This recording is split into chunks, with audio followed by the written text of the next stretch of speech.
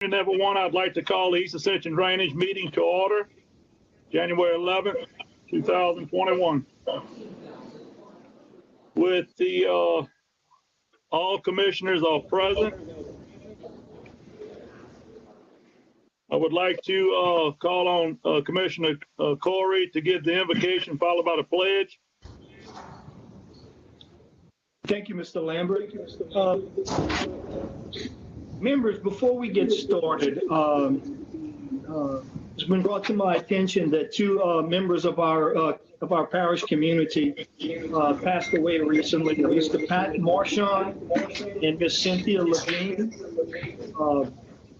Both have been very influential to me during my tenure as an Ascension Parish resident, and I ask that all of you keep them in your prayers, and especially their family in your prayers as we move ahead in 2021. With that, please prepare yourselves for prayer.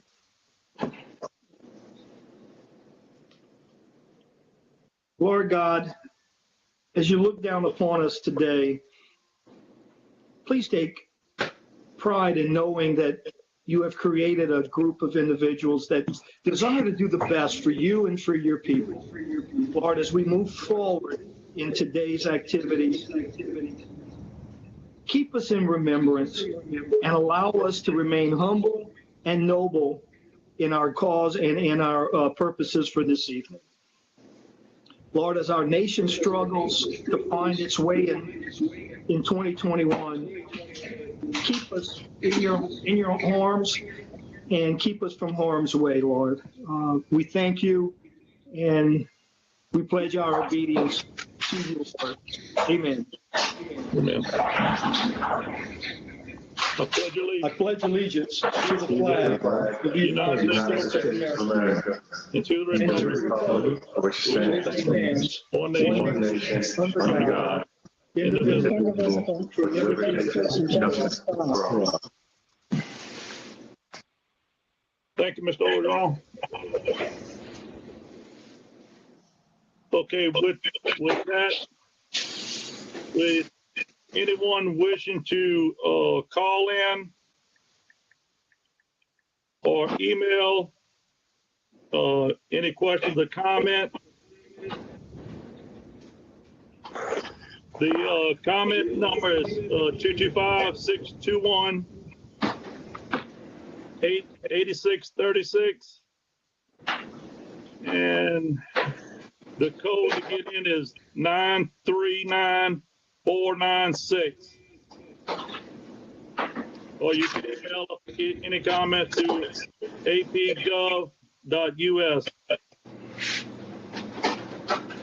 With that, I'm going to turn it over to Ms. Liz so she can read the entire agenda, please. Request approval for East Ascension Consolidated Gravity Drainage District Number 1 to enter into a cooperative endeavor agreement with homeowners for the elevation of site number 2-11254 in the amount of $160,940, federal 75%, homeowner 25%, between the homeowner and federal government in accordance with all FEMA regulations at no cost to the parish, and to authorize Parish President Clint Quinton to sign and execute all documents pertaining to this CEA and/or Gwen LeBlanc, CFO, for financial documents. Approval of amendment number 2 with Quality Engineering and Surveying LLC for the Wallace Acre Subdivision Drainage Improvements Project number EAD 19003 for an additional $8,000 for resident inspection services. Balancing change order number 1 for the Wallace Acres Subdivision Drainage Improvements Project EAD 19003 in the amount of $30,889 with Mitchell Contracting Incorporated for a total contract amount of $617,244 with an increase in contract time by 375 days. Approval of certificate of substantial completion for the Wallace Acres Subdivision Drainage Improvements Project number EAD 19003 with Mitchell Contracting Incorporated. discussion only of Ascension Parish Master Drainage Plan.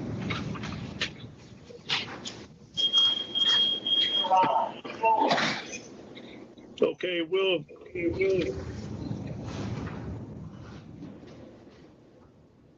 we'll go to the public comment period now.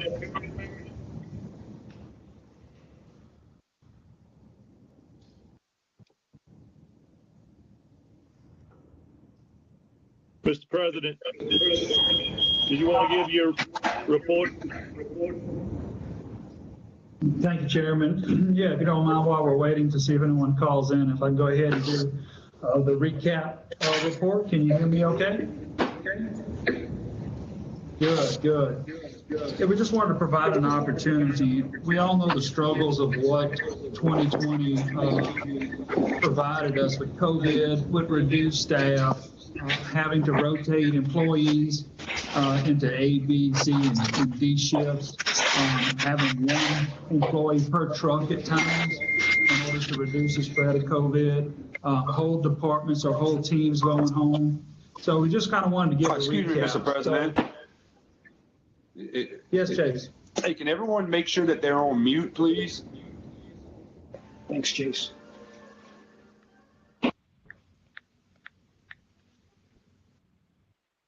Okay, you ready? All right. So just kind of want to get a recap to show you all that our employees got accomplished. And so we'll go ahead and start with an item that's actually on the agenda. Next slide, Mr. LeBlanc. That's the Wallace Acre drainage improvements. This was upgrades to a very old subdivision. Plenty of issues with culverts and driveways. And so we did those upgrades. This was a subdivision that was built in the 70s. And so we were able to complete this project in December. And you see those items on the agenda tonight for substantial completion. So this is one of the projects that, every older subdivision, we can only take one at a time so that we can budget properly and do these type of projects. So we're really excited that we were able to complete this in December, and the citizens should start seeing substantial benefit. If we can go to the next slide, Mr. LeBlanc. These are just a few more pictures. You can see the extent of construction that was required in order to provide drainage relief for the residents. So it was quite the project. It's one of those ones that after you take a look at you have some satisfaction, and that this is going to be a project that provides relief. Next slide. So we also were able to complete the Muddy Creek Drainage Improvement Project. This was a great project that was handled by our employees in-house, as well as some consultants assisting in the design. This proposed modification benefits was reduce the flood risk for runoff and rainfall in the upstream areas, reduce the flood zone and ensure property access, and reduce obstruction of the flow. This reduces that so that we have better flow through Muddy Creek. Next slide. So you can see the quality work that our drainage department did here. I mean, this is a fine looking project. It really turned out really well. So we're excited that our staff was able to take part in this job, and I think a lot of people are satisfied with the results. Next slide. So this was something Chairwoman Cazzo could be excited about. This is one she's been pushing and working hard for a long time. All necessary right-of-way and servitudes have been obtained for the control structure of Fish and Frog Bayou. In addition, we got additional servitude for maintenance. So we were really excited about that. We just obtained that last week. And so we're moving forward to this project, and we're excited. Next slide. So this is the signatures, and we did. We just want to give thanks to Jim Ragland and Frank Bonifay for allowing us to partner with us and signing these servitudes and an important agreement for us to move forward with this project. So we're super excited. A lot of the design is already done, and we're looking forward to construction in 2021. So this is another one of those big projects that we're going to get started with, start turning done. We're excited about it. Next slide. So this is one that Councilman Cagnolati is familiar with. This is our New River Channel improvements. This is one we've been pushing for all in 2020 and hoping to get that started. Unfortunately, pending the bid award that's currently being resolved, and we're looking to start with construction and dredging in early 2021. So in the first half. So on the picture on the left, you can see that due to the shallow nature of New River, that 1/3 of the canal has been overtaken by vegetation, and that decreases flow. And the picture on the right, over 50% of the canal has been overtaken with vegetation and debris. So you can see how much that holds back water, how much that impedes flow. And so this is going to be one project that we know that is in dire need. We're excited about it, and we can't wait to get started on it. So this will be in the first half of 2021, and we're really excited about it. So that's one that's really needed. Next slide. So this is the Lower Ridge Levy extension. This has been going on for decades, and we're looking to get this going one way or other. So as you can read right there, negotiations are ongoing, but we're hoping for construction to start in 2021. This is a project that's long overdue, and I think everybody on the board is hoping we can make some decisions here and move forward accordingly. And what you're seeing is just some studies and some works from various engineering consulting groups on this particular project. And I think we're really looking forward to some resolution here. Next slide. So this is a great project that our crews handled. This is a lateral off of Henderson Bayou. That's our machine, our operator, and he's going through and shredding that to open up that channel. He's doing all the work within the channel as the permit requires. And you can kind of get a little idea and a sense of the type of equipment we got and the great operators we have. Next slide. I think that kind of shows the real magnitude of the kind of equipment that our guys work on a day-to-day basis. And it's a phenomenal machine, and it was just a really great project. This one was one really needed. So we're excited to have that permitted and start on that project and clear out that debris. So these are the kind of projects that people don't see. This is back in a wooded area. They don't know that this is happening, but these improvements are what draws water away from their homes. And this is sometimes, you know, they don't ever get to see this. And you can describe it, you can tell them it's happening, but until you see it and see the magnitude of it, I think that's where you really get a scope of what our employees do every day. Next slide. So here's some additional projects, and when I tell you this is just a few, there are many, many, many projects where we have replaced metal culverts that have degraded. We have upsized culverts, but Charlotte Avenue, Deck Boulevard, St. Andrews Court, Bellgrove, Oak Grove Parkway, Tracy Street by the Outfall Black Bayou, Country Ridge Lateral Project, and just countless others. Here's just one photo of the type of projects that require some time to dig up the road in order to replace these metal culverts underneath, in order to put something that's concrete box culvert, something that's going to last and not require that type of maintenance, and it's going to just increase flow. Next slide. So this is some of the pumping station updates for the Marvin Borough pumping station. Our Gear 5 box was repaired over the summer, so we were glad to have that repaired. And luckily, we didn't get a direct impact from storms, but nevertheless, we always like to have all 7 up and running. So we're really excited about the surge protection projects to begin in construction in 2021. I verified that today. In this picture here gives us an example, and you can see that that's taken with my camera on a visit to the pumping station during the 2016 flood, and it's dated August 17, 2016. And that's what that surge protection is going to do. That water is flowing around the pumping station. And so those surge protection projects are going to eliminate this type of backflow. And so we're excited about it, and it's going to do real well for our Marvin Pro pumping station. Next slide. So we were installed our new camera systems. We're super excited about this. This is us leading into an improvement of communication with our pumping stations with a type of command center, us monitoring rain gauges going to SCADA. And so the camera systems was the first step of that. Crystal clear. We were able to monitor these cameras by phone or by tablet. So we were able to know when the pumping stations are on, when they're activated. So we also have the Marvin Bro to the left, and then we have our Sorrento pumping station to the right, and Henderson Bayou's next. So we'll have all three with new camera systems, and I think this is just going to provide us an opportunity from a command center to make sure all our pumps are running and safe, and we're providing a safe environment for our employees, as well as being able to look at all activities. Next slide.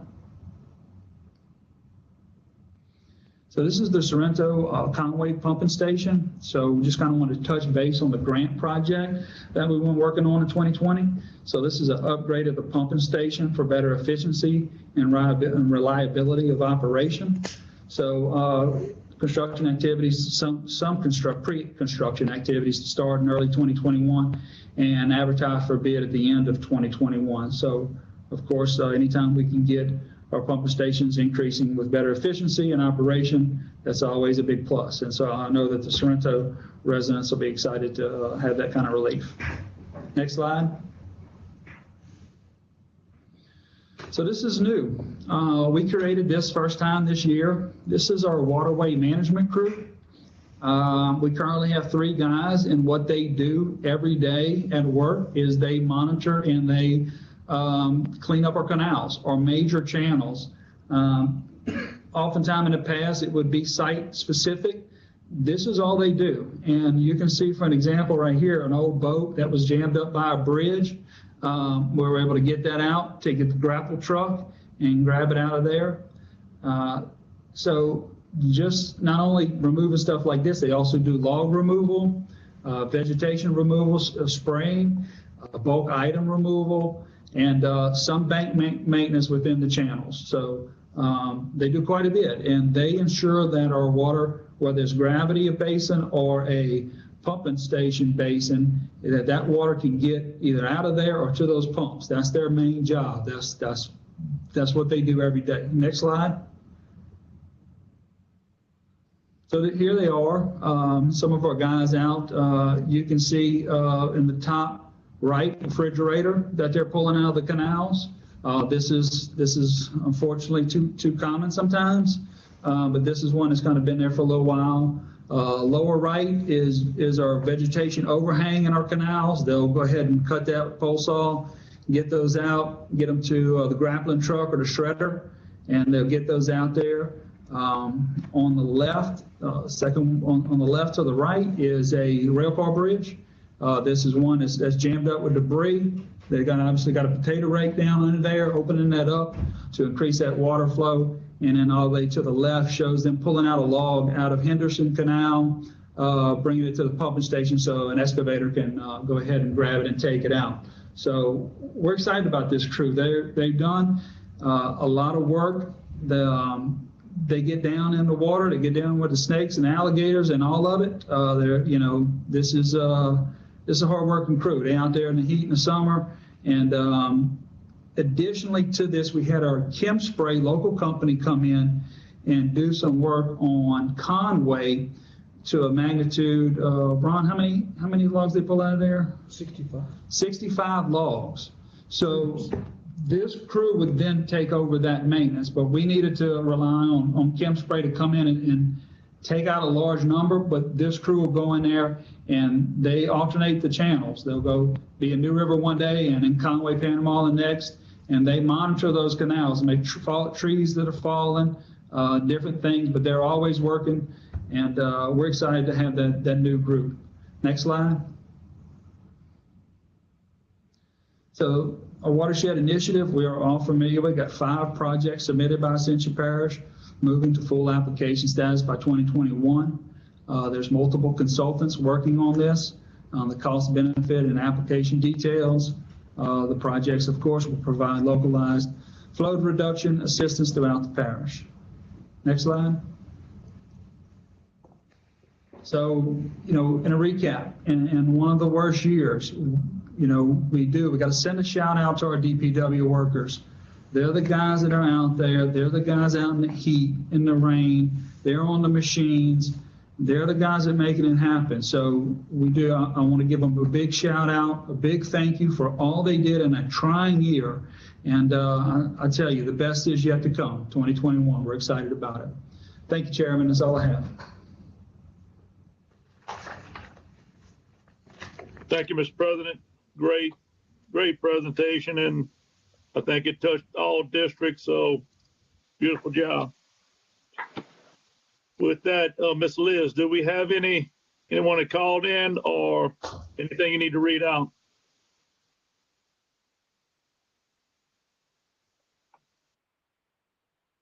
Can you hear me, Ms. Liz?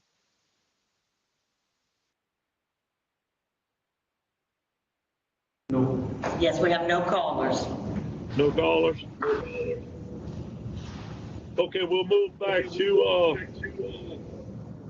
agenda item number 4 to accept the minutes for the November 9th meeting. Motion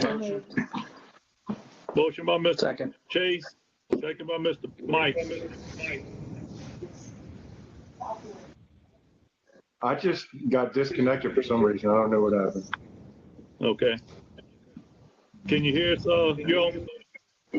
Yes, sir. Okay, thank you. Thank you. Mr. Chairman, Sure, can I ask the parish president a quick question about his report? sure. Mr. President, those pump cams that you said that we have on the pumping station, are those going to be available to the public at some point?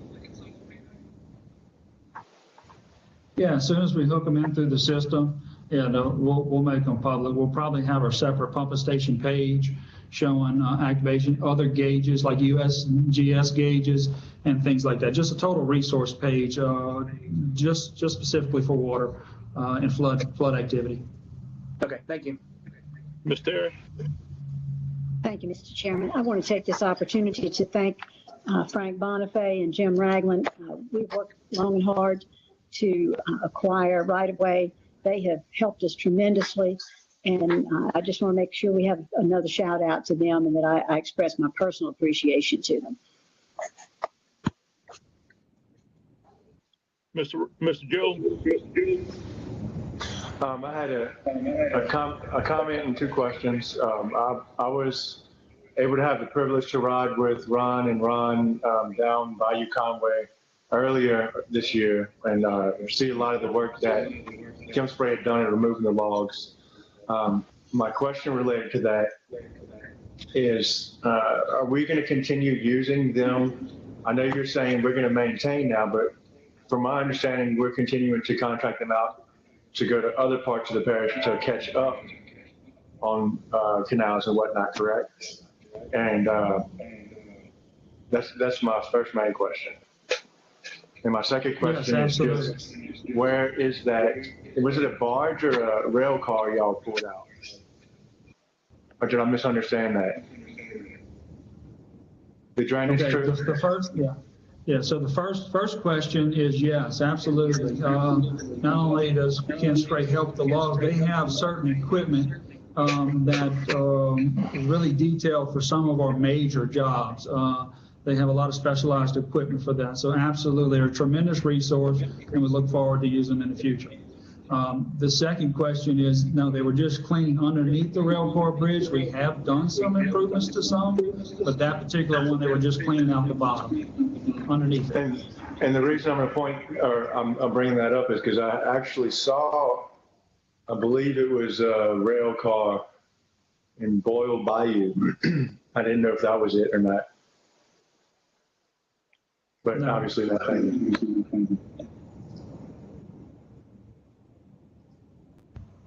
Mr. Aaron? Yeah, thank you, Chairman. With the work on the surge protection at Marvin Bro, that's not emergency work, is it? No, that's planned work. Okay, is that going out to bid, or when will that go out to bid? The drainage board has already approved that contract. That was for Dura, 200,000. No, I'm talking about the actual construction. Oh, yeah, absolutely. Yes, they're doing engineering now.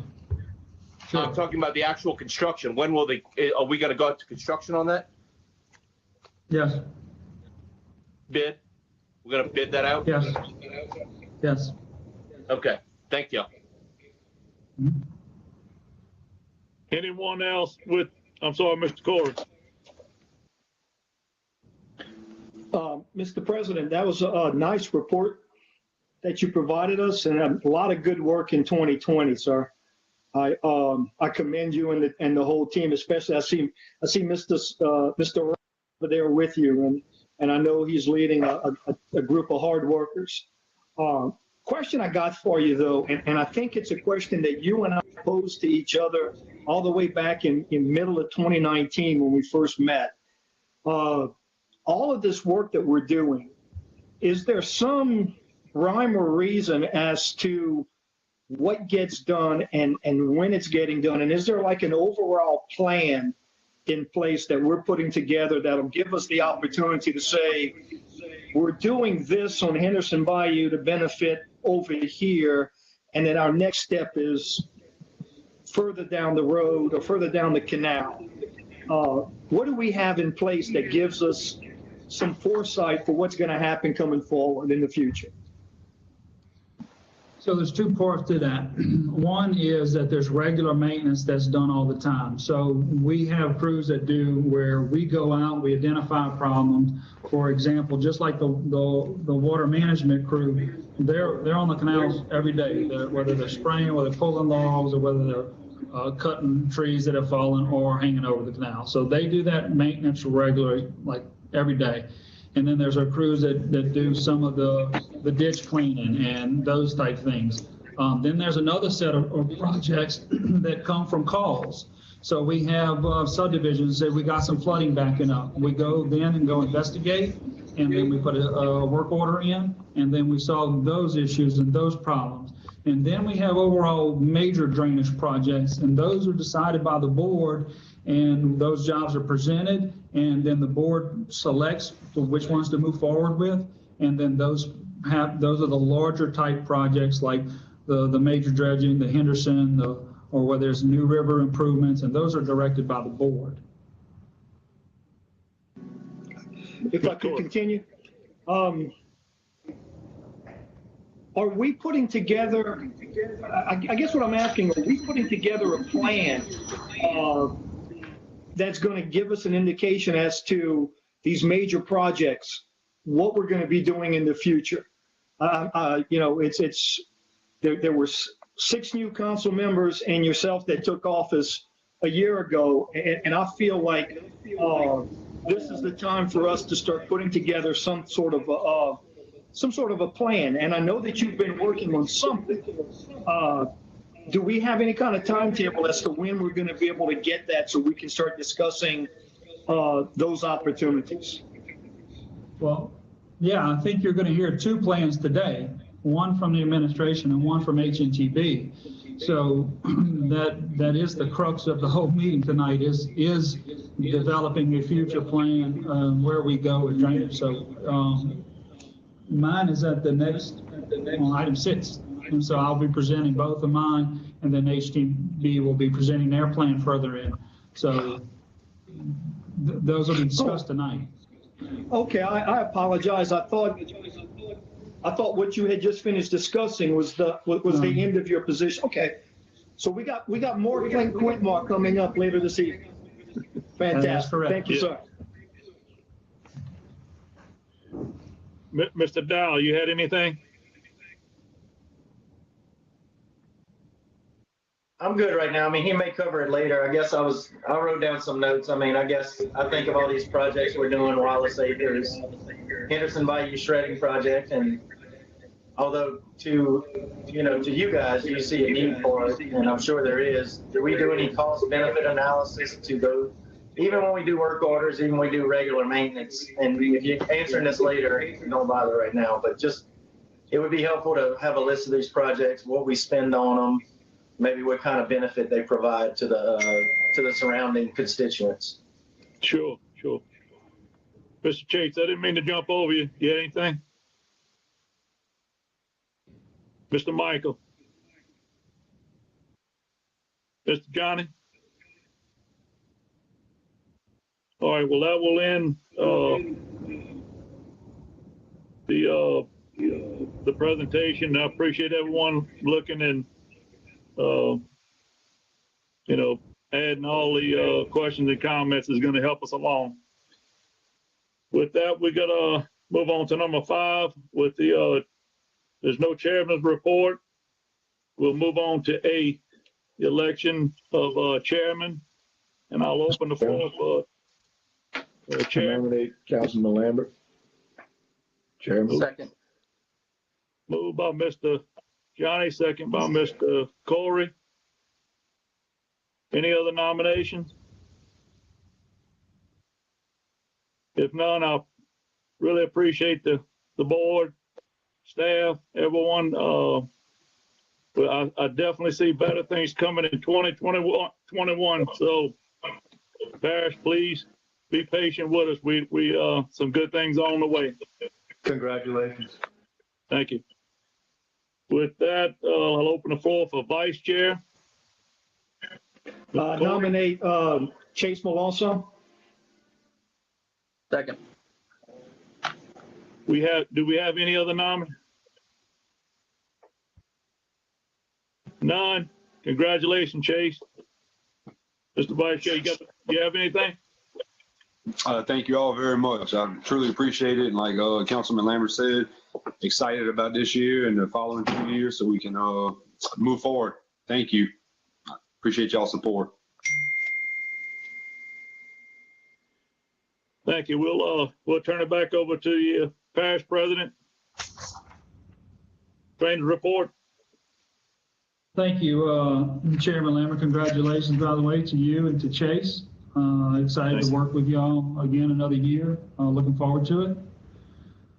So, in coming up with a new proposal, obviously we're discussing, this is something that we discussed in the middle part of last year and at the end of the year. So we put together a plan on the floodplain management, and that's a little bit what Councilman Ogeron was touching on. What does a plan look like? What are the administration's plans? How do we save money? How do we ensure that projects? How do we do post project review as well as post study review on looking at where we go from here?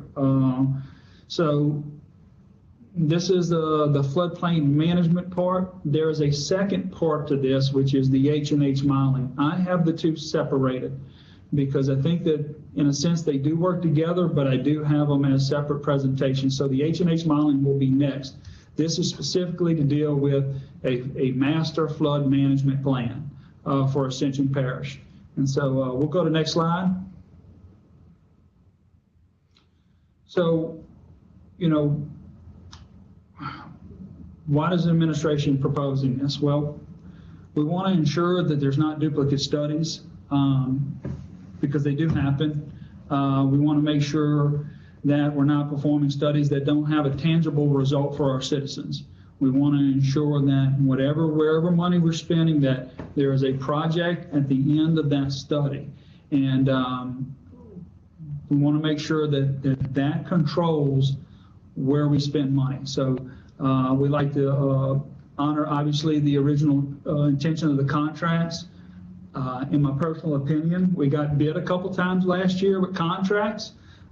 We need to improve on that, and that's the administration. That is us. I wasn't aware that we needed to firm that up, but we need to make improvements to our contracts. And so we'll be excited about getting not only with the board, but also with the council and some of those changes to ensure that our contracts are more specific and have tighter deadlines.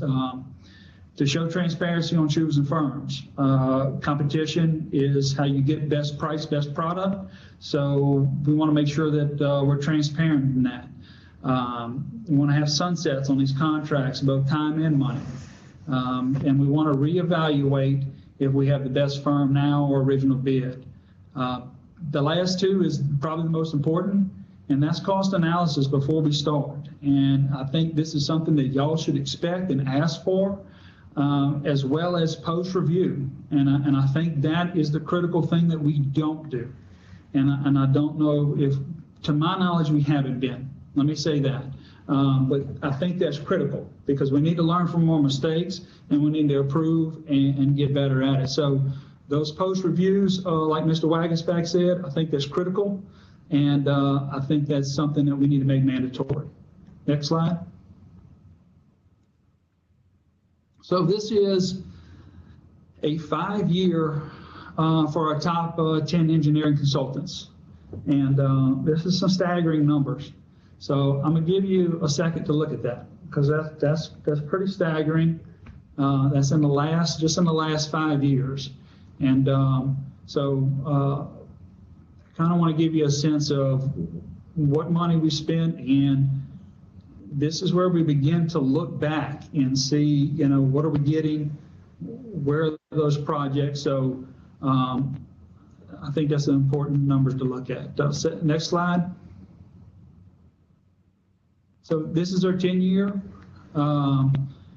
You can see over a 10-year period, totaling $33 million in consultants and engineering and fees. It's a large number. So I'll give you a second to look at those.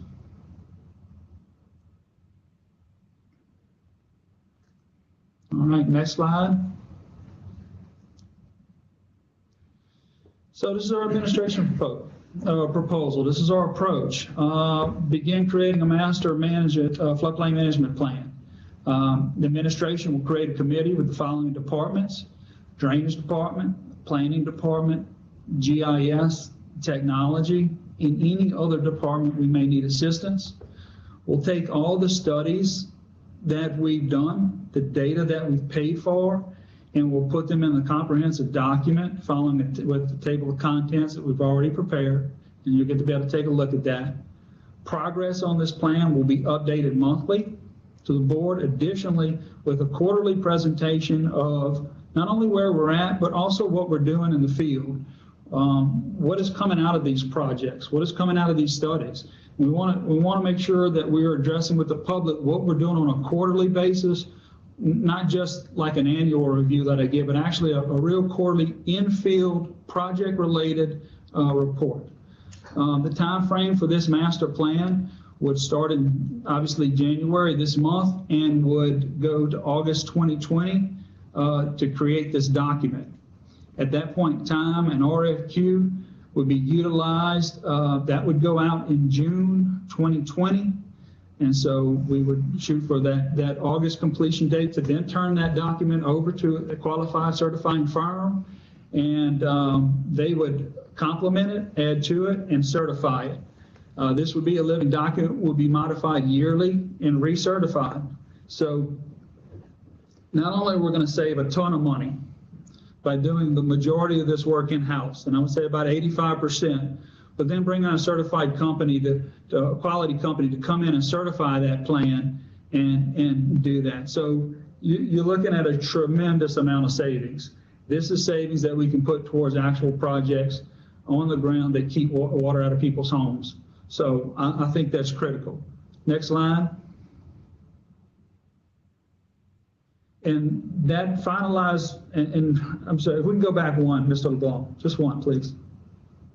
And I'm sorry, but the little bottom is in the colored area. It says finalized master plan by the end of 2021. That would be adopted by the board. So we're looking to do this in 365 days, is to have a master plan certified and completed and adopted by the board before we enter 2022. So we would actually do this in less than 365 days. All right, next slide. So this is our table of contents of our master plan, the abbreviations. We have a past drainage summary of what we've done in the past, the goals of the master plan, an introduction, descriptions of what the master plan and the results we're trying to achieve. Next slide. So this gives you a little idea of what this master plan would entail, past drainage initiatives that affect Ascension Parish, previous studies that have already been done that we can utilize. That would be core studies. That would be DOTD studies, comprehensive studies of the east of the Mississippi River. That was initiated in the 1990s. The Louisiana Flood Risk Management Feasibility Study. That was initiated in 2018. The Darlington Reserve Study. The DOTD statewide comprehensive watershed-based floodplain management program development. The DOTD hydraulic and hydrodraulic numeral model of the Amite River Basin. That's a living model that can be utilized for a variety of purposes. DOTD's new LIDAR update that was released in 2018. GSA study of the effects of the Comite diversion and its effect on Ascension Parish. All HNTB studies related to the Amite River Basin, and all additional studies. We have studies that go back for years that all can be utilized to be put into this master plan that we have paid millions upon millions of dollars for. Next slide. So this is that was the regional map to the right, but the Bayou Manchac, the history of Bayou Manchac, the effects of the adjacent parishes on Bayou Manchac, the effects of the Amite River Basin on Manchac, Ascension Parish floodplain management, the history, what has been accomplished, future goals, benchmarks, surrounding parishes, drainage plans and drainage-related ordinance modifications. How does East Baton Rouge, Iberville, Livingston, Assumption, St. James affect Ascension Parish? All those would be in this master plan. Next slide. So the impacts of the Great Flood of 2016, the most impacted areas, we have a lot of that data right here. Peak inundation levels, how high did that water get? And of course, how was that compared to the FEMA 100-year base flood? Topographic field surveys, collection methods, historical data would also be in the plan. Next slide. Existing assessments, drainage structures, where we're at, gravity fed versus pumping station, basins versus watershed, major channels in each basin, culverts, recent ordinance changes that we made, getting away from metal culverts, of course, bridges, existing right-of-ways, drainage servitudes, and gaps in right-of-ways and continuity, drainage-related improvement opportunities already studied, the status of those studies, regulating authority, environmental obstacles, right-of-way acquisition and expropriation, drainage inspection, maintenance, management, annual inspection, maintenance budget, and future corridor preservation. Next slide. Financial budgeting for the H&H modeling, studies, construction, East Ascension drainage budget, benefit cost analysis, federal sources of revenue, state sources of revenue, Clean Water State Revolving Fund, Water Resource Development Act, EPA, Urban Waters Program, Community Development Block Program, CDBG, LADOTD, Statewide Flood Control Program, and other federal sources and other state and local sources. Next slide. We'd also have in our community rating system in our management plan. How does this affect our insurance rates? We would do that. We would get and get the best information we possibly can on that. Prior projects, how they affected insurance rates, and how we can improve our rating. Public outreach, stakeholders, public engagement through meetings, resources for the public, and of course conclusions, references, and the appendix. So this would be just an overall thing. We could add to that, obviously, probably will, but this gives us a good sense of where that master plan would be. This would be a living document. We'd adjust it year to year based on new projects coming on board, based on projects we're finished, where we're going, what we're looking at, and where we've been. Next slide. So the end result, it's a plan to complete within 365 days, major savings, utilizing in-house departments, previously received data and studied, certified by a quality firm. That's 3 wins there. It's a win for the administration, it's a win for this board, and especially, most importantly, it's a win for our citizens. It's a win for our taxpayers. I believe that is the end of our first presentation. Now, before I go on to H&H modeling, does anybody have any questions about the first portion?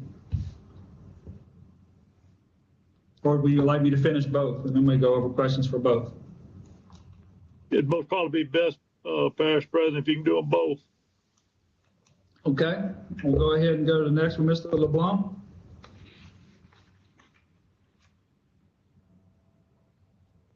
All right, it's the Ascension Gravity H&H modeling plan. So this is our plan 2021. We'll go ahead and go to the next slide. So these are the questions that we have in developing this tool. Just remember that H&H modeling is just a tool in the toolbox. It's one of them. And so we got to make sure that it's the right tool. And so we have to make sure that when we talk about modeling, what is the benefit? And so these are some of the questions that we came up with to ensure that we drive direction, that we have purpose in this, using this tool. What models do we have completed? What is the best process to move forward with modeling? Who pays? What happens when the data is collected? And how is H&H modeling data utilized? Next slide. So we'll address each of these questions separately. So we have to understand, what we have before we choose to adopt any proposal. So we want to do a gap analysis. And what that does, it tells us all of the models that we have, the format they're in, the current state, and what we have modeled. For example, the Amite River Basin has been modeled by 3 or 4 different entities, at least. So how do we utilize that information? We need to ask modeling experts before we talk about, well, we don't want to need to model that again if we don't need to. And those is what the gap analysis does. It gives us the exact idea of what we need to model, where our gaps are, where's the problem areas. So that helps us develop a scope of work. And I think that's critical when utilizing this tool because it's a very complicated tool. This person will serve as a liaison to the administration that represents the best interests of the parish. Now, this entity, whoever this is, they can't compete for this work, okay? This is what they're going to do for us. Obviously, you don't want someone in control that actually can compete for this work because that would be a conflict and ethical issue. So we have them as not competing for our future task orders resulting from this work. Next slide. So what's the best process moving forward? In doing the modeling, we have to talk about the priority. Is it parish-wide or is it known trouble location, regions or basins or subdivisions, etc.? So if we begin with the trouble spots and we fill in the gaps on the second side, what that allows us to do is it allows us to fix drainage problems that we know exist immediately so that people don't have to wait for us to model the entire parish and then take a look at the trouble spots. It's just a tremendous amount of money involved in this modeling. And if we don't hit some of the trouble spots first, that would be a problem. Obviously, a lot of the southern part and the eastern part have been modeled. 2 projects that come to my mind is the Charleston Willow Lake area that has been an issue for a long time, as well as the issue along Perkins Road with the massive amount of subdivisions and drainage problems. I would like to probably model those 2 first because those problems existed a long time and those residents are looking for some relief. Will the modeling study area lead to a project of value for the residents? I think that question has to be asked every time you enter into any modeling project, and you have to assess or you have to take a look at the cost-benefit analysis to determine those priorities. So obviously, before we model anything, you have to go ahead and take a look at what's the benefit, what's the immediate, does it lead to a project? Next slide. So who pays? This is not an inexpensive tool. It's a very expensive tool, and it's It's got light bright colors. I use the equation of choosing how I get to work. So I got my old Ford F-150, and it drives fine and it gets me there. Now, I could choose to buy a Lamborghini, and that would be fine, and it would get me to work too, but I can't afford one. And so that old F-150 just has to do for now. So this is a very expensive tool, so when we use it, we got to make sure that we're using it correctly and we're using it for purpose. So what is the upfront initial cost to utilize existing models? What are the remaining costs to form a parish-wide model? What are the costs to input new modeling, maintenance of the models, adding improvement, housing of the data, ongoing costs, fees associated with continued use of the model, such as for planning for new subdivisions?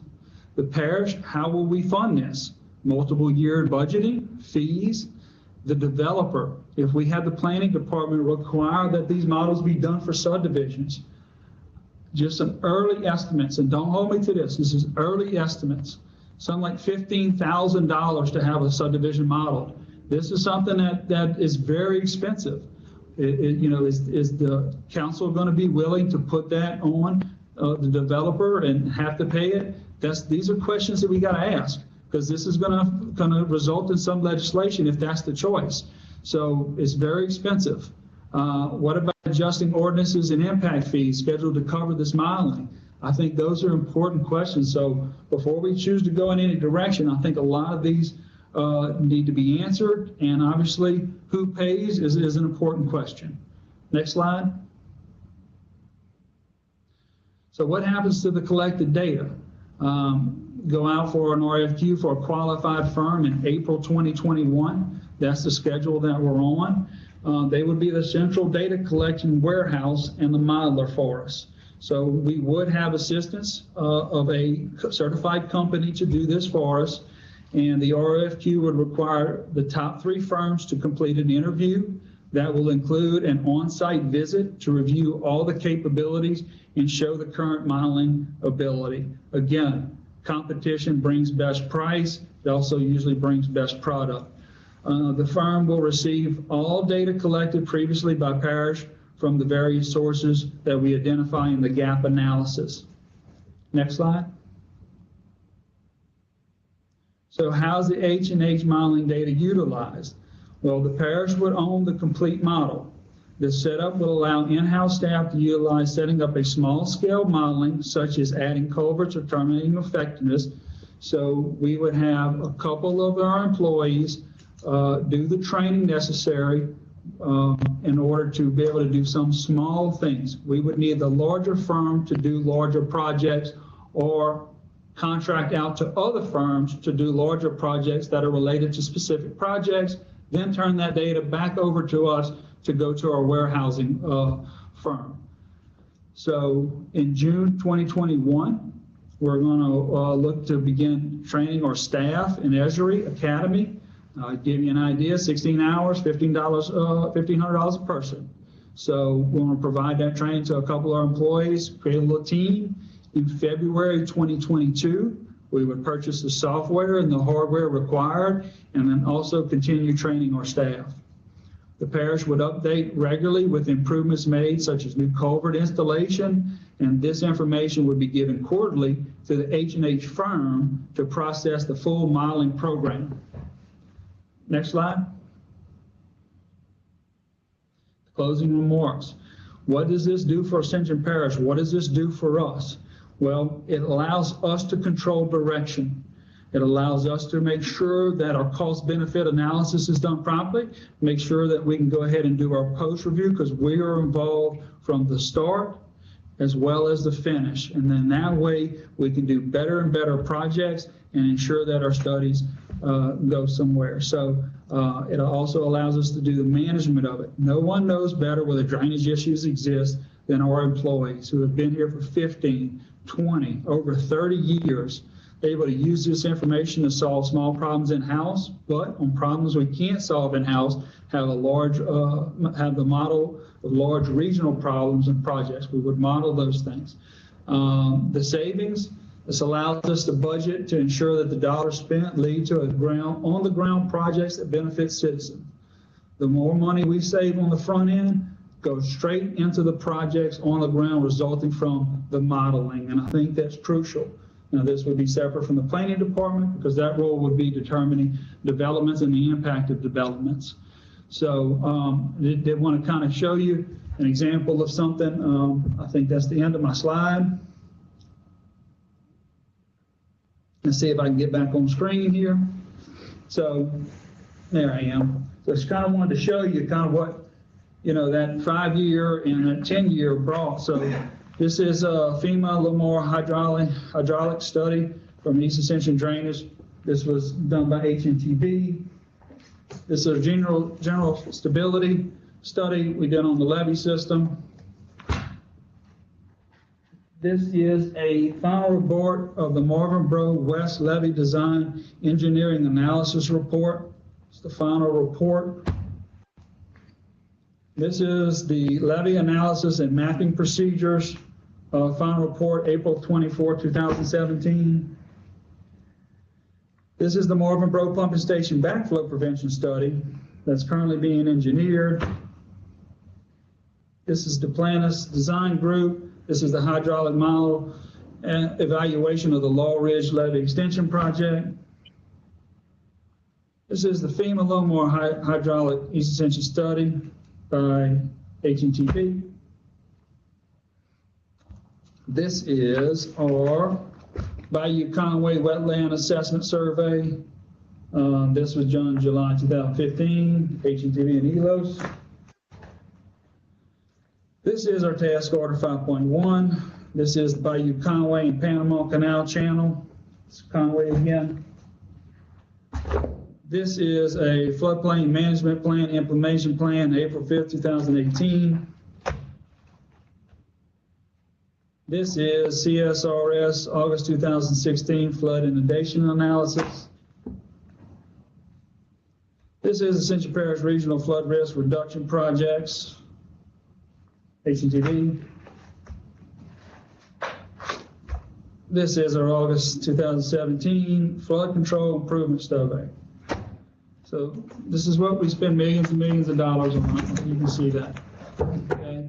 This is what we got to do post-analysis on to ensure that we're having tangible products and not just doing studies and overlapping studies.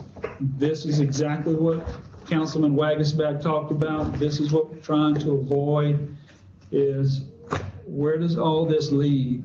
This must lead to projects that benefit our citizens. That's all I have, Chairman. Thank you. Thank you, Mr. President.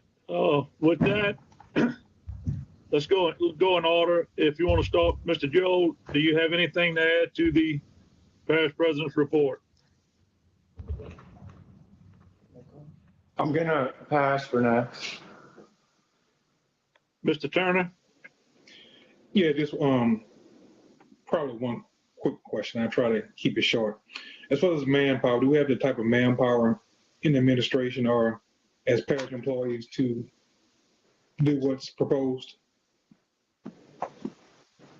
Absolutely. Yes, we have very qualified individuals to do this, yes. But you got to remember, that's the point of being certified by a comparable firm. They're going to ensure that all the pieces and parts are in there. But yes, we're going to save hundreds of thousands, and that's plural, hundreds of thousands of dollars by doing most of this in-house. And will we have to hire any new employees to be able to effectuate this? No, they would come from the planning department, drainage department, ID department, GIS department. We can do that in-house. We already have the staff. And besides the initial certification that you just showed in the slides, would there be any additional certification that these employees will need or any additional training or schooling? No, no additional training or anything else. We, from the planning department, from our drainage department, dealing with all these studies as well as everything else that's been delivered, GIS department and dealing with our GIS and all of our others. We have the ability to reach out to a lot of these firms on already that have already given us deliverables and to clarify anything that we have. So we would be doing around 80 to 85% of the work up until August. and then we would turn it over to the certified firm, and they would complete that 15 to 20% there and certify it. Okay, that's all the questions I have. Okay, Mr. Corey? Thank you, Mr. Chair. Mr. President,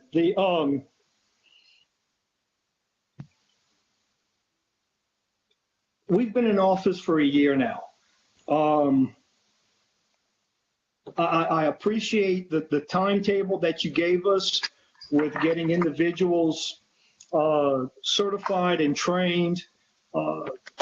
Have you given any thought to maybe shortening that timetable so that we're not waiting until February of 2022 before we could really start moving this train forward? You know, I think the public would like to see us be in a posture to where we could be hitting the ground running definitely before the next flood season this summer hits. What can we do to expedite your plan at this stage? I need to know if you're talking about the master plan or you're talking about the H&H modeling, because it is two separate things and are on both two different, even though they're working in conjunction with each other, they are on two different schedules. The master plan is at the end of the year, 365 days. The modeling, we would look to go out for an RFQ in April, but we all need to be cognizant. We have 14 engineering firms that is listed with $1 million contract with $800,000 of still available, that when you look at their services, H&H modeling is the top of the list. Now, we could do H&H modeling starting tomorrow. The problem is still that we need to do a gap analysis, and we need to make sure we set the parameters before we do any study and make sure that our cost benefit is in, make sure it leads to a project. So we have the ability to do it tomorrow. It's just that we got to make sure we do a cost benefit analysis on every study we do.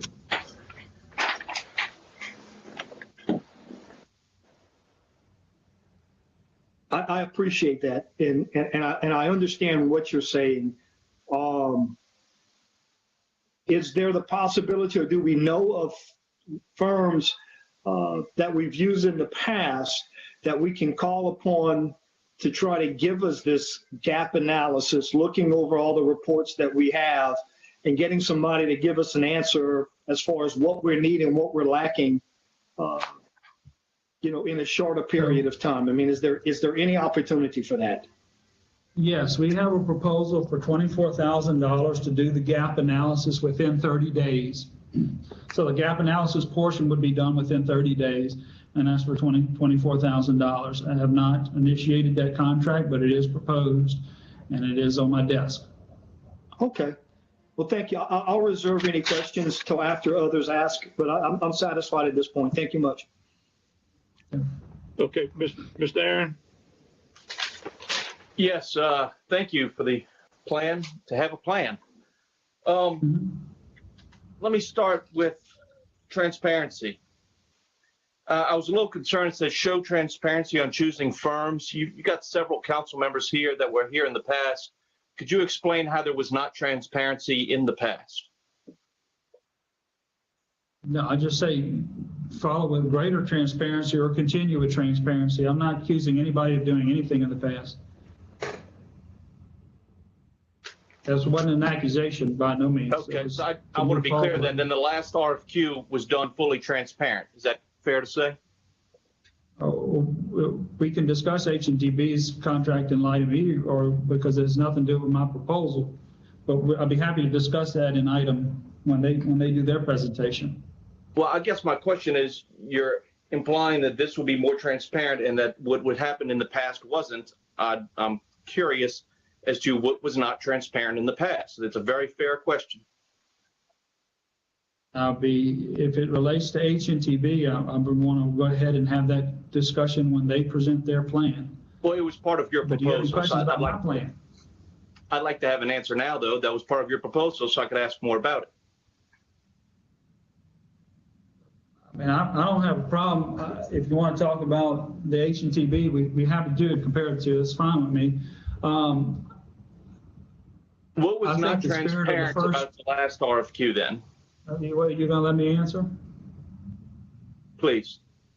Okay, so the problem I have with task order one, the first not to exceed $400,000 is that has morphed into a $3.4 million adjustment without going out for qualifications, because the spirit of the contract has changed, in my opinion. Now, the last time that has happened, we remember the bad press that the parish had when we had the contract for GSA explode from hundreds of thousands into millions. It did not look as going, and it, in my opinion, needed to go out back for an RFQ. That is my opinion. I believe that a $400,000 contract or implement contract does not fit the requirement of a $3.4 million contract, and that it should go out for an RFQ if those parameters have changed, because that wasn't discussed when the original task order was done. That's just my opinion. Now, obviously, their firm will have a different opinion and say they went through the process and they did that. And if I were them, that's what I would say. But it is our job to have the public's trust, and I believe that would be one way to do it. That's my opinion. Thank you. You had mentioned H&H modeling could be done tomorrow, and the urgency, you specifically mentioned an area in my district that needs H&H modeling. Why wasn't that started during the past 12 months if it's so urgent?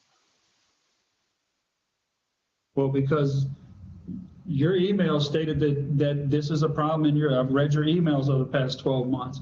And to be honest, these things have to be answered, like cost benefit analysis, the set parameters on which this modeling is done, so that the firm that does the warehousing gets it in the right thing, so they can then apply it to the parish-wide model. All of these specifics have to be discussed, and those parameters have to be defined. And that's one of the problems I have with H&TB's contract, that it doesn't define those things, and that's part of the problem.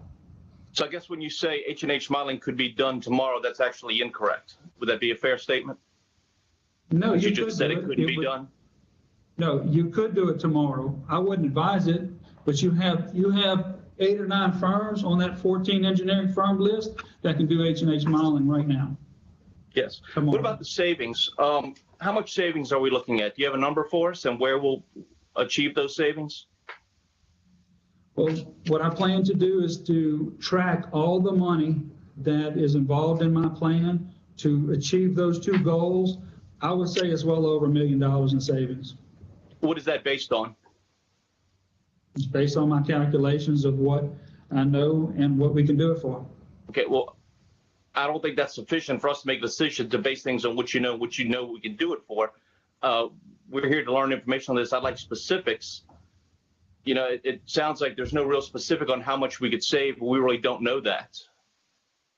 Well, the H&H modeling from CSRS and the proposal they made was $800,000. So in doing most of the proposal, the master plan from us, you would figure certification of that master plan being anywhere from $4 to $5 million. So you're looking at about 1.3 at that point. That would leave me roughly $1 million to play with on $1 million savings, 2.4 million. Well, I'll get to that later on. Sure. What, you know, I'm going to ask these things of HNTB also. There's an analogy here. You have to know the experience of the people doing things.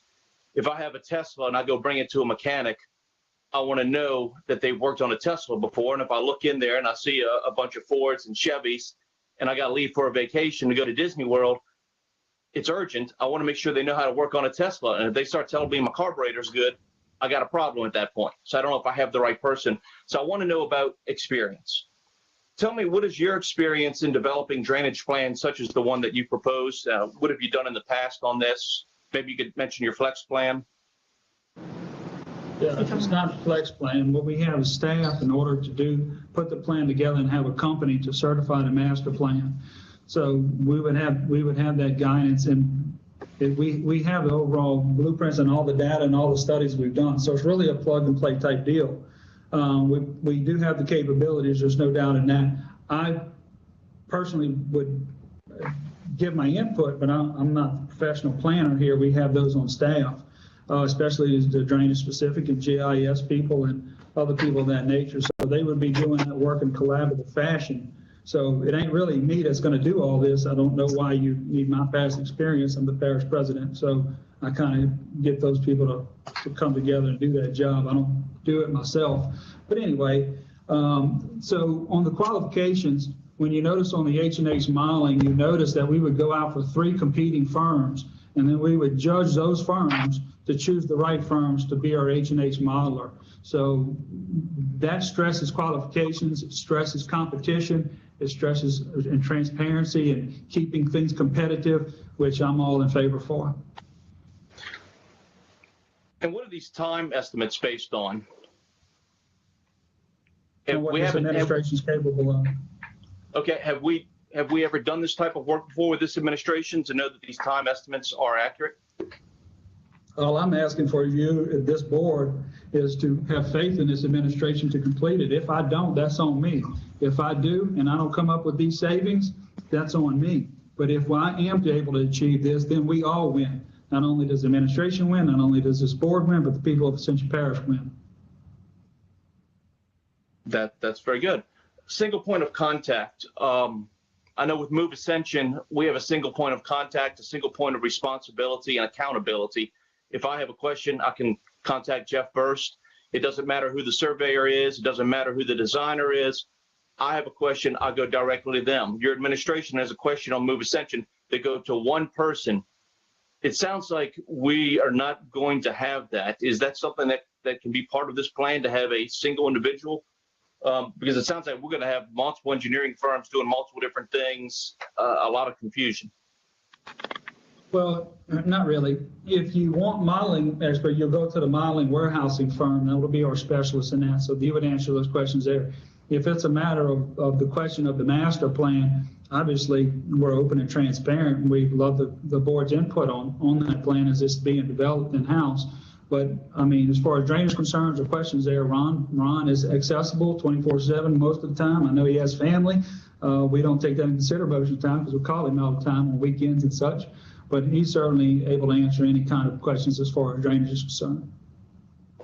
Okay, very good.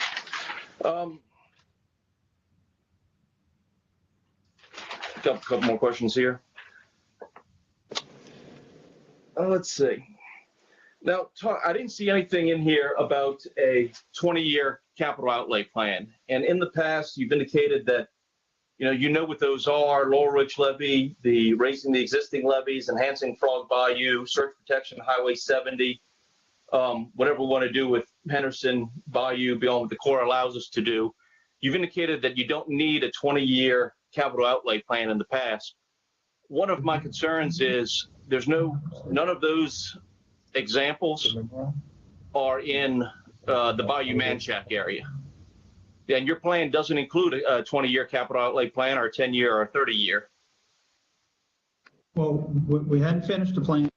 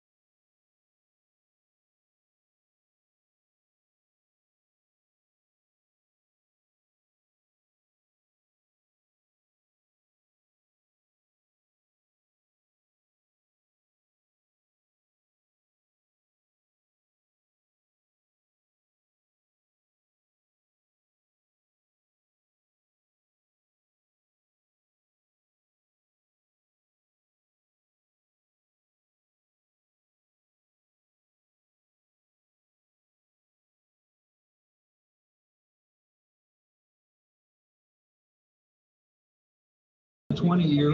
Of course, this is something we do want to do in conjunction with the board. I mean, this is something we need input from each and every one of you. Y'all know your district, you know where your problems are. So, I mean, obviously we know what we have on the books, but that's the point of having a master plan that you can adjust every year because you got new projects come on board.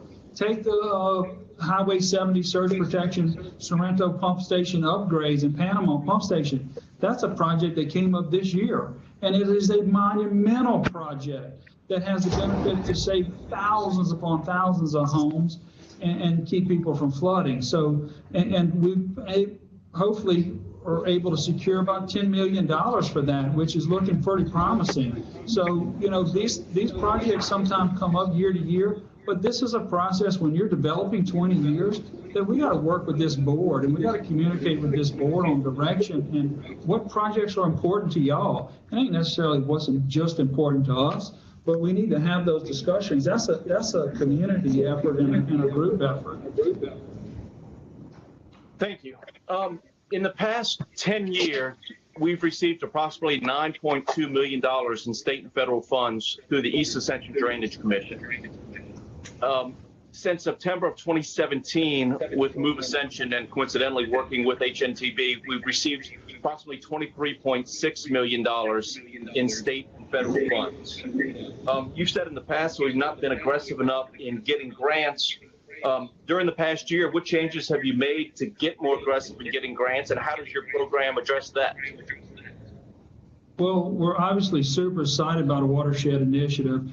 Speaking with HNTB today, they came in and had a good discussion with us. We had a very proactive meeting.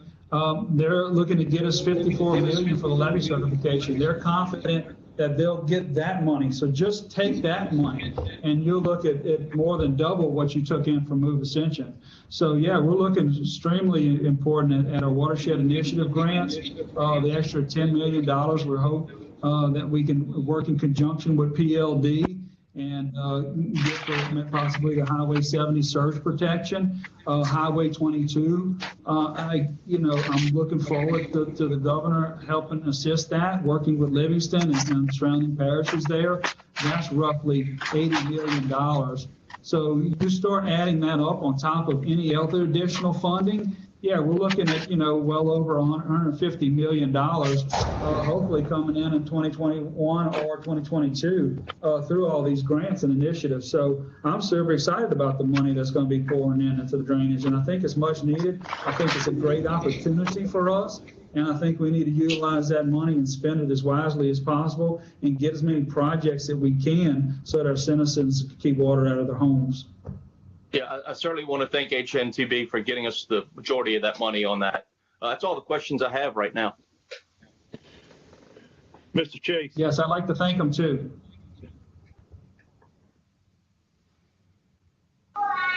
I'm okay right now, Chairman. We'll move on to Ms. Terry. Can you hear me, Ms. Terry? Yes, thank you. Thank you, Mr. Chairman. I don't have any questions at this time. Mr. Dow?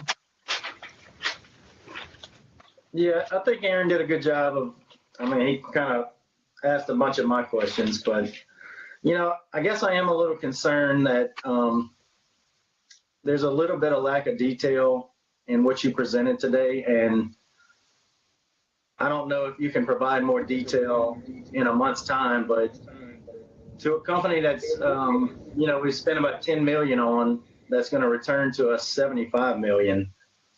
I have a hard time believing that we can recreate that wheel to do a better job. I do appreciate all the work the Drainage Department has done this year. I mean, that was a great presentation. I think a lot of those are general maintenance and kind of fighting fires. I mean, I think we really need some kind of comprehensive model to look at problem areas. I mean, we talk about wasting money. I got to think that we spent $8 million digging out ditches last year, and we don't really have a way to tell us what benefit that has given us. So I guess I had a couple comments. I'll wait to hear about HNTB. I just wanted to make those couple comments. I just would like to see more detail about man hours. Again, Ron is a great asset, and you mentioned that he would be the point person on this. So I guess I would ask if he's not, he's doing the day-to-day. So is he going to be pulled off that to do this full time? Or, I mean, what's the team look like? I think there's a lot of lack of clarity around what the team looks like, what the man hours are going to be put into it. I mean, to make a really good decision versus a well-oiled machine, I think I'd have to have those details. Yeah, Council Wagsbeck, if you want to shoot me an email with all those, I mean, I'm sure we can address that over the coming month here and get all those questions answered for you. Well, I mean, I appreciate that, but I guess one of my points is that if you're going up against a proven system, I would think you'd already have those. I mean, I don't know that I have to ask for them. I mean, it's a plan versus a plan. It's manpower versus manpower. To come up with all those savings, I think to claim those kind of savings, I think you have to have those ideas already. Well, I do have a general idea. Don't say that I won't. Do I have the specifics? No, and I will point out this, and this needs to be discussed, because this is the honest God truth for me, is that I have been working on this because we chose to put this off with the sewer. This is what John Diaz, this is what Ruth, and this is what I were familiar with, that we were going to put this to the side while we worked on sewer. And to be honest with you, this is something that I've had to rehash and work on a lot this week. And so what you're seeing is just really a short period of time's work, because this got thrown on me, from last week, because this was supposed to be put off till the sewer deal was done. And that's the truth. That's fact. And all of my staff thought that. And I can't pinpoint exactly where it came from. And I don't know if any of those councilmen up there can validate that or not. I'm just telling you that all of my staff had that understanding. Now, where I didn't come up with that. I didn't fictitiously make that up. So yes, we have put this on the back burner in order to get that sewer deal done, which I'm excited and looking forward to presenting next month. No, I mean, I can appreciate that, but I think our citizens, I mean, you even said you're not doing this specifically yourself. So, I mean, I think multiple projects should be being done in different, I mean, these are different departments too, sewer, DPW. I mean, I don't know. That's just my comment. I mean, but I would still like to see more detail. If I got to make a decision in a month or two, I know you said it's going to take you 6 months. I heard another piece going to take till August. I don't know. I would expect to see that. I mean, we talked about this same topic in September, and I mean, it kind of sounds like we haven't really pursued it. I mean, you had all those books that you put on the table, and I would say that, I mean, someone could have been looking at what's the work we've gotten versus the money that we've spent and where we're at today versus, I mean, what is the specifics around the gap analysis? So let's move on from that point. For the gap analysis, you have 24,000, and you talk about current state versus where we want to go. I mean, do we have a mission statement to that person that we're going to hire to tell them exactly? Because I would say what I saw tonight, it doesn't have a real specific task for that gap analysis. I'd like to see more detail around that. If we're going to hire somebody to do that, I think we have to have more specifics around what they're actually supposed to do. We'll be happy to send that proposal to the entire council so that it clears that up. You got to remember that with my plan, we're utilizing companies. It's not like we're doing all this ourselves.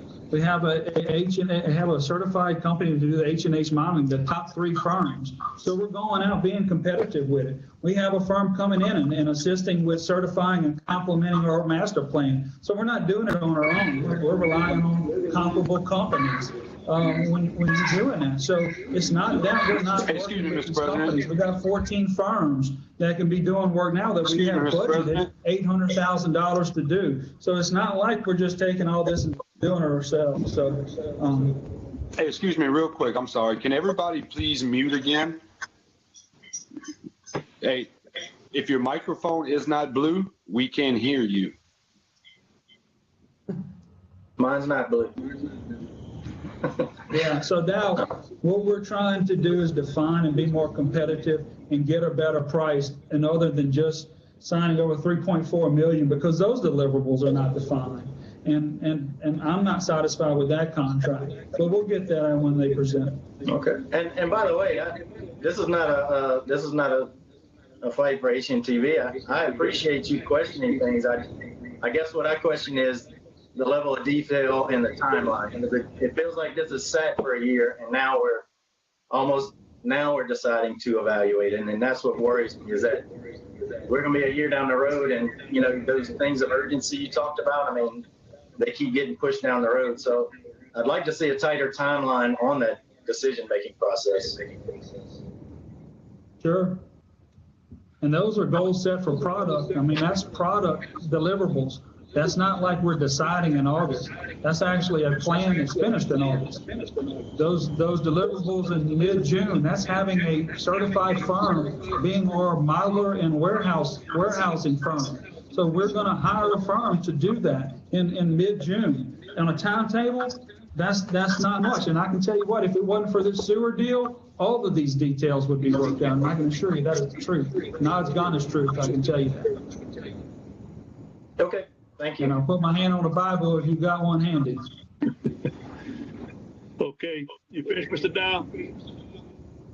Yes, thank you. I appreciate it. Yes, sir. Mr. Michael? I'm good, Mr. Chairman. Thank you very much. Yes. Mr. Johnny? I'm good, Mr. Chairman. I think Councilman Lawler and Wagons Pack took most of my questions and got them addressed. Thank you. Mr. Joe? I just wanted to kind of get everyone's perspective and kind of give my opinion on it. I feel like what we are doing, if we choose to follow Mr. President's plan, isn't stopping the work. When we're looking at a project of this scale,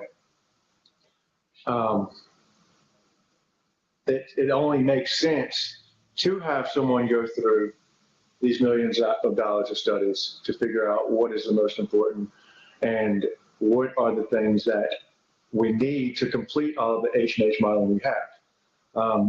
And one of the main reasons for that is so we don't duplicate things. I mean, so we don't have to go out and get numbers or get calculations that we already have in a study done last year, or a study done 3 years ago to plug in to do this model. I feel like we can start work now on a lot of this.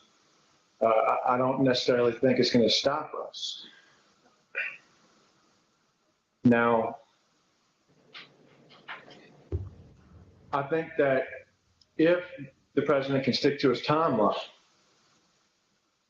I could stay behind that, but we'd have to have those quarterly time reports. We have to see all of that. But I mean, we have got to continue work. And if that falls back or if something happens there, we've got to look another avenue. But I think for now, it's the only way that we can go. We've got to have some type of plan, and we got to know what we're going to buy, and we got to know what we're looking for before we put out money for it. And I feel like it's us that need to make that decision, not HNTV.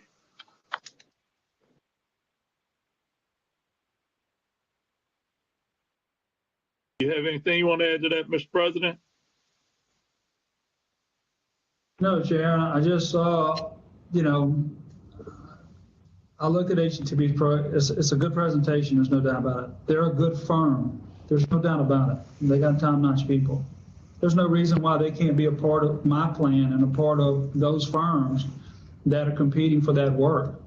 They're a good firm, and there's no doubt about it. We've used them a lot, obviously, when you look at the 5-year totals there. So, I'm excited if this board's willing to trust in this administration and work with us to ensure that we're getting the best price for the people of Ascension Parish and hiring these qualified firms. And there's no doubt that they're going to be right there at the top, and because they're a good firm. But I think competition is the best route. I hear that all the time from a lot of councilmen, and I'm hoping that we can proceed down that road of true competition. Okay, thanks looks like we made a complete round. Appreciate all the good discussion. While we're still on the parish president's report, Mr. Ron, do you want to add anything to his report or anything that we need to know from DPW? No, we'll just stick to topic tonight, Chairman. Thank you. Okay. Mr. Diaz, anything? No, sir. Okay. With that, we're going to move on to number 7, the general business. This is a request for approval. Miss Martha Collins, is she in? I'm here, Mr. Chairman. Where? Right here? You on and ready. Okay, this is basically to ask the East Ascension Commission to authorize the parish president to go into a CEA agreement with the homeowner for site 2-11254 in the amount of $160,940, and to authorize the parish president to sign and execute documents, and Ms. Gwen LeBlanc for the CFO. Make a motion. Motion approved. Moved by Mr. Joel, second by Mr. Chase. Do we have any discussion or any opposition? If none, motion passed. Thank you, Ms. Collins. Thank you. Move on to B, the approval of amendment number 2, quality engineers. Mr. Joey Turo. This is actually for the approval of amendment number 2 with quality engineering and surveying for the Wallace Acre subdivision. It required an additional $8,000 for residential inspection services. This project was, it's all right. It was done, Mr. Joey. Hampered a bit by the utility relocations and COVID certainly extended the length of this project. So that's the reason why it requires some extra inspection time. Motion by Mr. Corey, second by Mr. Johnny. Any discussion or any opposition? None, motion passed. I just want to add one thing. This is one of the pilot programs we had, and I want to really thank the board for supporting this. And I know Joey had a time with it, but I really appreciate everyone sticking behind this and looking forward to the next pilot program that we can start in the parish. Thank y'all. With that, we'll go on to C, to balancing change order number 1 for Wallace Acres. Mr. Joy. This did have an overrun of $30,889, but a lot of that again had to do with the COVID situation. There was also a significant utility relocation delay that required an extra mobilization of the contractor. One other thing that was a very good benefit that was added to the project was to blow out a large 42-inch metal pipe that drained a large portion of this subdivision. So that addition was actually given to us by the contractor at a very cheap price. They wanted to show us how well they could do that work, which was to blow out a 42-inch corrugated metal pipe for over 200 feet long. And it was very significant to the drainage of the subdivision and really made the project efficient and effective. So that's the reason why for the overrun.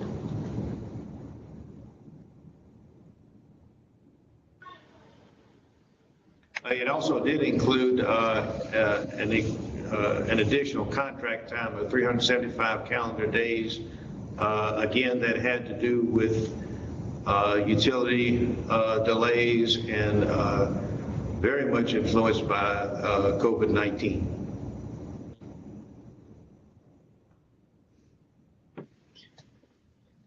Okay, do I hear a motion? Motion to approve.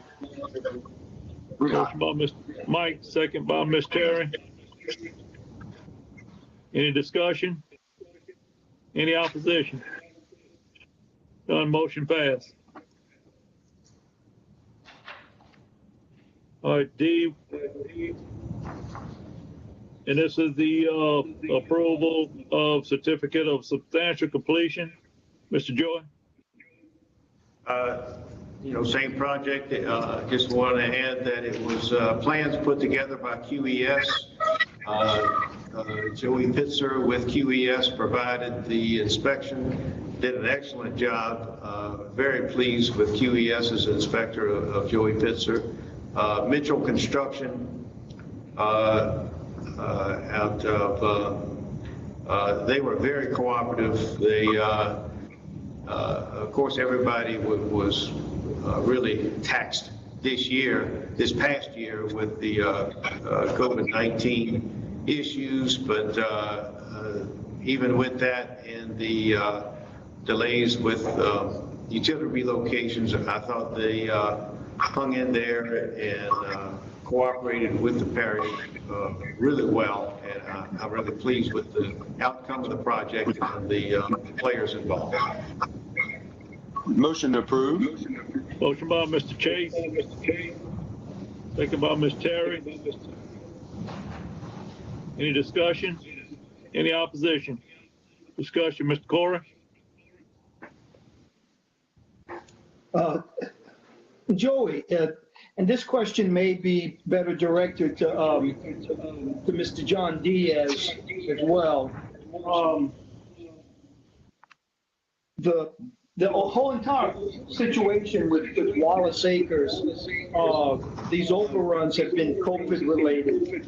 Is anyone in the administration applying for any assistance from the federal government to give us some benefit, for these overruns that we're paying? I'm sure there's got to be something out there that we could be seeking federal assistance on. Could either of you answer to that question for me? To my knowledge, there are none for public works projects, but we'll have Jared check for sure. So far, it's mostly been technological changes and staff, but I'll have him check into it in the morning to see if there is something that covers public works projects. But in my mind, that would just get too expensive for the federal government to cover every change order across the country from a public works project standpoint. But I'll look into it. I appreciate it. Again, if the question doesn't get asked, then we never have an answer. I appreciate the thoughts. Thanks, John. Councilman Corey, in this instance, really the utility relocations issue came up prior to COVID-19. COVID-19 did extend the length of the project, but as far as the cost overrun, I think the majority of it was just regular project happenings, such as the utility relocation delays. We also had that added work of cleaning out the pipes that was very cost beneficial. Certainly. And I understood that. I was just, each time you said, due to COVID, it took longer to finish the project. And, seems like the federal government is throwing money at any time somebody uses the word COVID. So I figured they're throwing it. Let's put our catcher's mitt out there and let's catch some of it. Yeah. Thanks. Mr. Johnny, you had something? No, Mr. Chairman, that's the same question I was going to ask that Councilman Orgeron asked. Thank you. Okay, thank you. So we have a motion and second. No opposition. Motion passed. We'll move on to, thank you, Joey. We'll move on to E, the discussion of Ascension Parish Master Plan with HNTB. Thank you, Melissa and Brian, for hanging in there with us. If you don't mind, we'll let y'all go first, and then we'll come back with a round of questions if it's okay. Y'all okay? Yes, sir. Okay. I assume you all can hear me, Mr. Chairman? Sure. Yep, thank you. Well, thank you all for the opportunity to be here. For those who aren't watching, I believe the game is tied 7-7. So we're watching here as well. Again, an opportunity for us to be here. We're grateful. I see the presentation is coming up now. I'm going to turn this over to Melissa here in just a minute. And I guess I'll just cue to go on to the next slide, if you don't mind. Make sure that the presentation is transitioning here. Just give us 1 second to pull it up. Thank you. Thank you.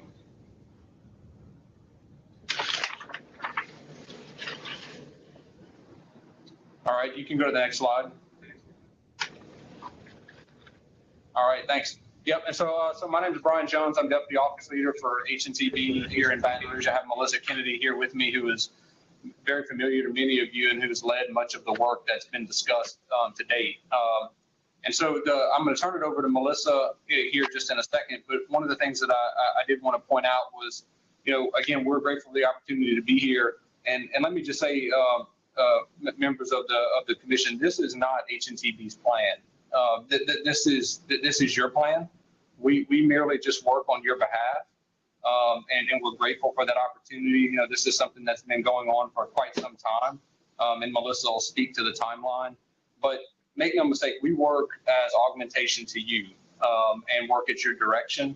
And we just want to be a partner with Ascension, as we have been over the years, and promise to be that regardless of how you all choose to move forward. But just know that all the things that Melissa is going to talk about here this evening, the data, the studies, the work that's been done, the benefits that have been realized, the money that's been awarded, has been all yours. This is not mine. This is not hers, and this isn't HNTB's. We're just grateful to be here working for you. So, just quickly, the agenda. We're going to talk about the need for the floodplain management plan. Well, for those members who are new, I know this is not necessarily new to those who were on the commission when we began this process. We'll talk about the need.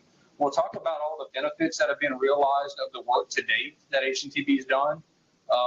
The data that's been collected, the work that's been done, and the monies that have been realized and grant opportunities that have been realized. We'll talk about the definition of the floodplain management plan and how we approach these projects, working with you as the client. We're going to give an update on the history of all the work that's been done. As the parish president pointed out with the stack of studies, there's been a lot of work done, and all of it can be utilized going forward. And finally, we'll talk about the unified approach that after consultation with members of the staff and members of the commission, that we've come together as a cohesive team, an HNTB teamed approach. We know that from the planning department approached CSRS about doing modeling work at the development level, and we've come together in a unified way to bring the parish the best of all worlds, and one that will bring about efficiencies and cost savings to the parish. And then based on that approach, we'll talk about the plan and proposed cost, proposed schedule. So if you don't mind, flip to the next chart, and I'm going to turn it over to a familiar face to many of you, Melissa Kennedy. Hey, hang on 1 second, Miss Melissa. Yeah. Okay. Yeah, the IT's having trouble pulling y'all's your slideshow up. We're not seeing it. Oh, okay, we're seeing it. Yeah, we're seeing it. I've got it. Okay, let me work on that. I don't have it. It's a PDF, so the animations are not going to. Oh, we didn't do it. I thought it was just me. No, I don't have it either. It just went away, but I had it.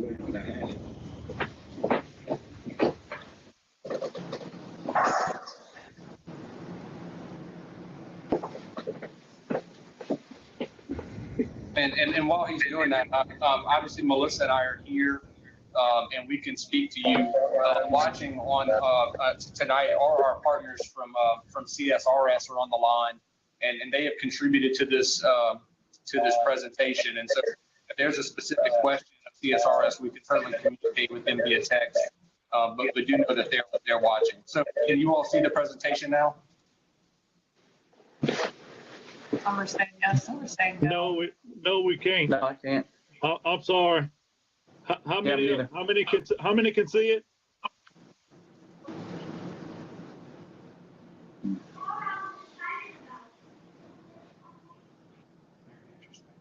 Could it be involved in a setting on our iPad so we have to press something? I'm just guessing. I don't know. I guess, were you all able to see Parish President's presentation? Yeah. Yes. Yeah, what we're told is that the slides aren't on the video feed.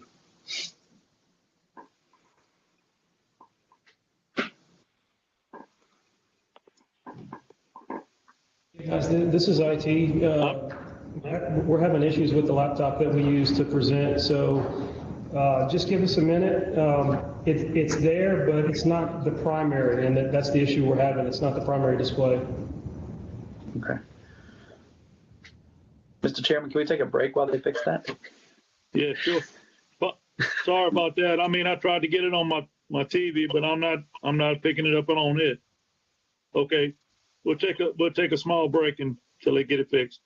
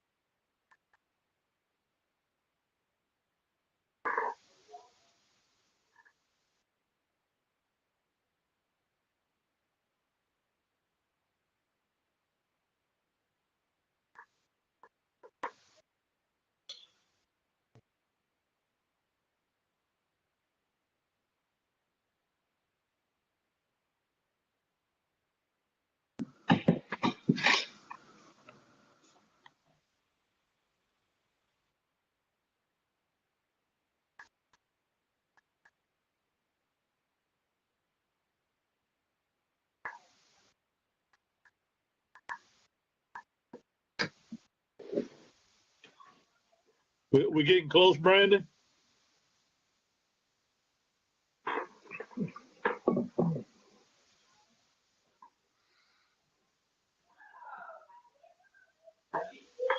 Liz, can you hear me? Hey, Dempsey, just another 2 minutes. Okay. Couple more minutes.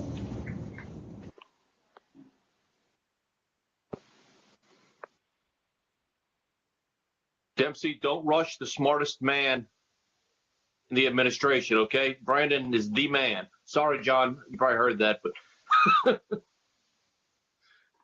Brandon is a whiz.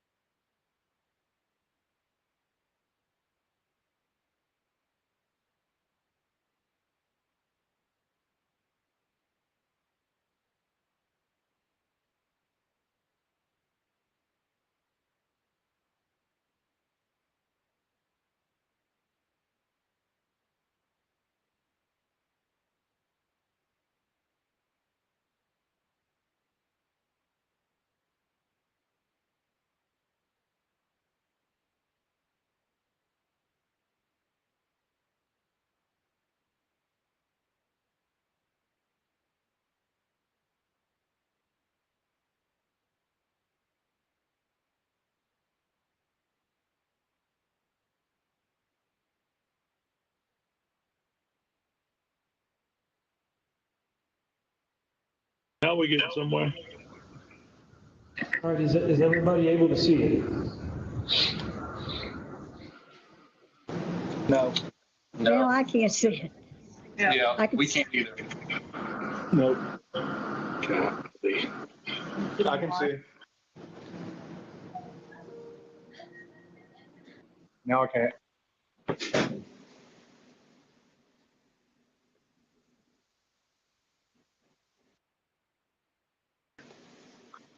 Aaron, can you see it? No, but I can see you. It's kind of a bummer. I can't see it either. You're the big one on there. I know you want to see that game. Yeah, I can't see it. Me either. Future top 5 picks, 73.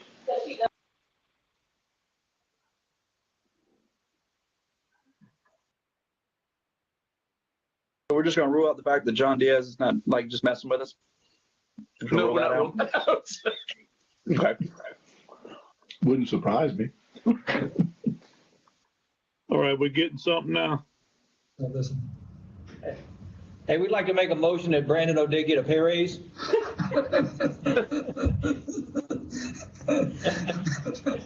John, you made a motion?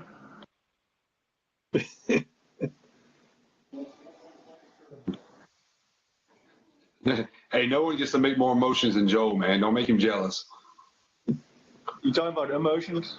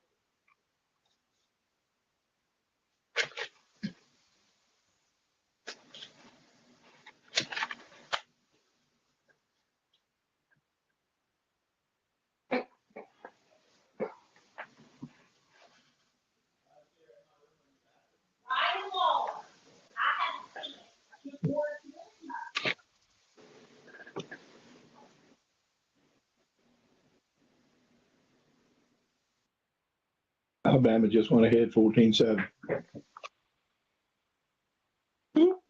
I guess. Guys, we're still having an issue bringing it up. Would it be okay if we were to email to everyone? Does everybody have access to their email right now? I don't, Mr. Chairman, it's not your decision, but I don't think we should do that. If we can't see this appropriately and give HNTB the opportunity to present their program, then we need to postpone their presentation until another meeting. Mr. Chair. I apologize. I mean, this is what happened whenever you zoom. And so, yeah, I think it would be best that we, go ahead and move on to, or we'll have another meeting. I know we have to have something on the 21st. So if nothing else, if they want to come back then, we could have it after your regular meeting. Miss Kennedy, or do you want to wing this, or do you want to wait? No, I believe, Mr. Chairman, that it would be doing the presentation at this time not to have the visuals. Okay. How about the board, Mr. Robert, Mr. Joe? Just a question, and would it be possible for us to put it on the screen in the conference room and go along with it from there? Like, and just zoom in on the screen in the conference room? It would be the same thing, correct?